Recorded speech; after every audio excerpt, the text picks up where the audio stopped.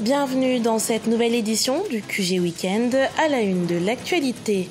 Face à la dégradation de la situation sécuritaire dans la ville centrafricaine de Bambari, la police nationale, assistée des forces de la MINUSCA, a déployé des postes de police de proximité autour des camps de déplacés de la commune. Le Tchad veut relancer son économie et y met les moyens. Un décaissement de 51 millions de dollars lui a été consenti par le Fonds monétaire international suite à des réformes engagées. Et puis, découverte de l'artiste kémite, gabonais d'origine mais sénégalais d'adoption, Franck Mboumba, de son vrai nom, est un artiste engagé aux multiples casquettes. Slammer devenu poète, l'artiste joue avec les mots pour partager son engagement pour le continent. Mais tout d'abord, à Madagascar, les autorités sont sorties de leur silence après la journée de tension qu'a connue Antananarive le 21 avril. Le Premier ministre Olivier Mahafali a appelé les députés à discuter dans le but de trouver un consensus. Rappelons que selon un bilan provisoire, 3 personnes ont perdu la vie et 17 autres ont été blessées à la suite de violents accrochages entre forces de l'ordre et manifestants venus dénoncer les nouvelles lois électorales. Au Sénégal, le bras de fer autour de la loi de parrainage se poursuit, bien qu'elle ait déjà été adoptée par le Parlement.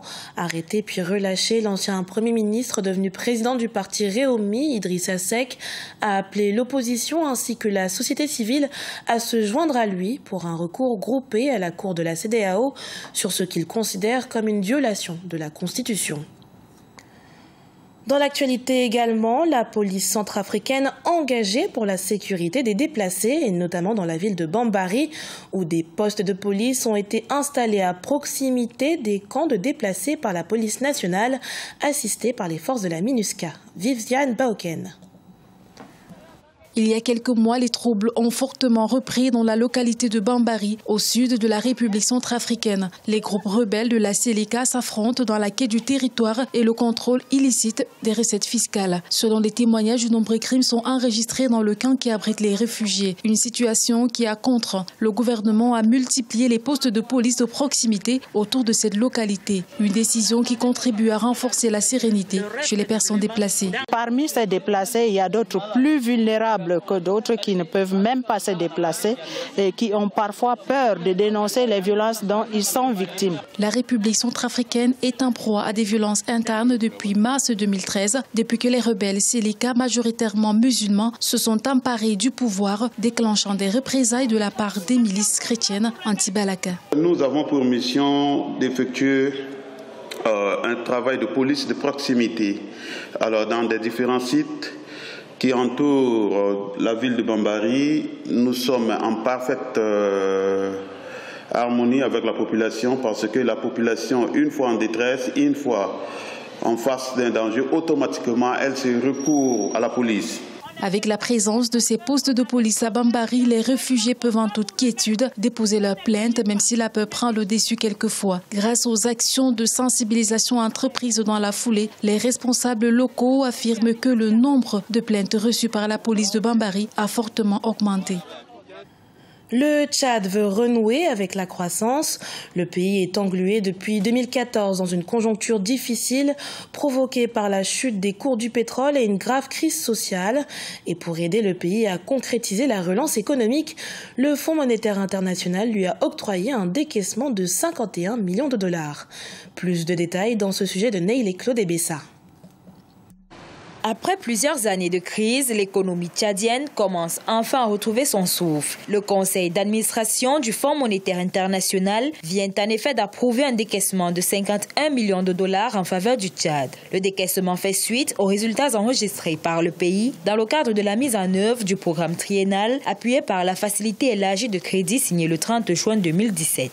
La plupart des repères structurels ont été mis en œuvre, ce qui témoigne d'un engagement fort des autorités. Le programme du Tchad est soutenu par la mise en œuvre de politiques et de réformes par les institutions régionales qui sont essentielles au succès de son programme. Ces mesures comprennent un resserrement de la politique monétaire, l'élimination des avances statutaires, ainsi qu'une réglementation et une surveillance bancaire solide, en plus des contrôles fermes de l'octroi de crédit aux banques.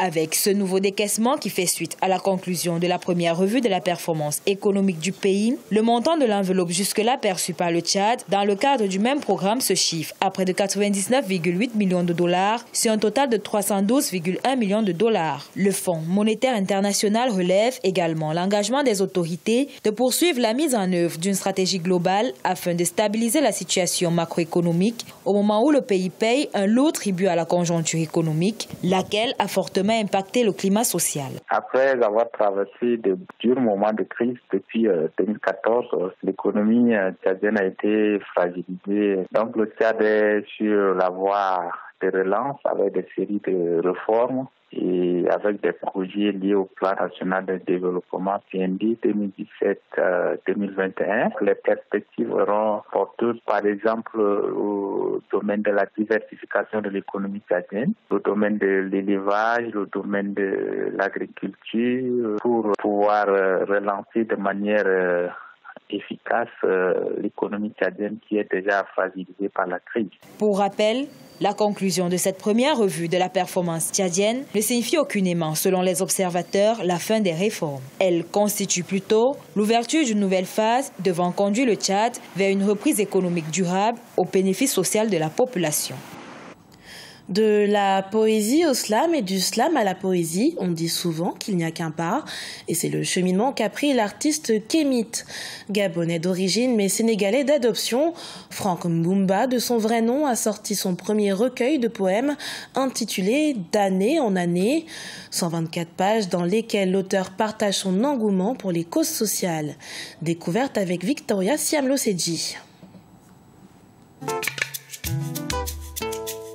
Kémit est un artiste slameur gabonais unique en son genre. De son vrai nom Franck Mbumba, il fait parler de lui depuis près de 10 ans. Son amour pour le slam s'est révélé au Gabon, mais c'est au Sénégal qu'il a développé sa carrière d'artiste en multipliant les prestations, concerts et collaborations. Pour lancer sa carrière, Bilim, son premier disque solo de 5 titres sorti en juillet 2016, donne le ton. Suivra son single Indépendance puis Martyr Luther Queens, un titre sorti en mars 2018 et tiré de son prochain album Azania. Dans ce titre, un vibrant hommage est rendu aux vaillantes héroïnes africaines et afrodescendantes et à travers elles, à toutes les femmes africaines. Martyr Luther Queens, c'est un titre très important pour moi. C'est le moyen par lequel j'ai pu parler de la femme de la manière qui me convient le mieux. L'une de mes plus grandes fiertés dedans, c'est que j'ai parlé de Winnie Mandela, alors qu'elle était encore en vie. Il y a quelques jours après, quelques semaines après, elle est décédée. Elle part avec un élément important de notre histoire. Passionné par tout ce qui touche à l'art et à la culture, Kémit est aussi un écologiste averti et auteur d'un recueil poétique de 124 pages intitulé « D'année en année ». Au-delà de la musique et de l'écriture, Kémit s'est aussi depuis peu imposé dans le secteur florissant de la mode. Propriétaire de la marque Yitou, qui signifie espoir en Pounou, langue bantou, Kémit produit de nombreuses créations où tradition et modernisme se mêlent. Par ma marque, j'essaie d'extérioriser ce que j'ai dans la tête. Et j'essaie de proposer des choses. Il y a beaucoup de valorisation des tissus faits par les Africains, comme le bogolan, le pain tissé et tout. Et moi, c'est une plateforme, c'est un tremplin qui me permet de donner du travail aux gens.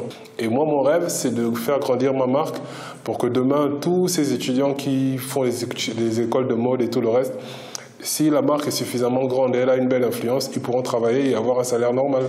Je le sais, je l'ai lu. En moins de 5 ans, Kémit, qui a conquis bon nombre de structures et de fans, a effectué plusieurs tournées à l'international. Celui qui se fait appeler le guerrier bantou croit fermement en son avenir et en celui du continent africain. L'afro-optimiste continue de s'acharner au travail tout en annonçant pour ses prochains mois des projets d'envergure. Pour son titre culte Martyr Luther Queens, un livre et un film sont en préparation et devraient voir le jour respectivement fin 2018 et courant 2019.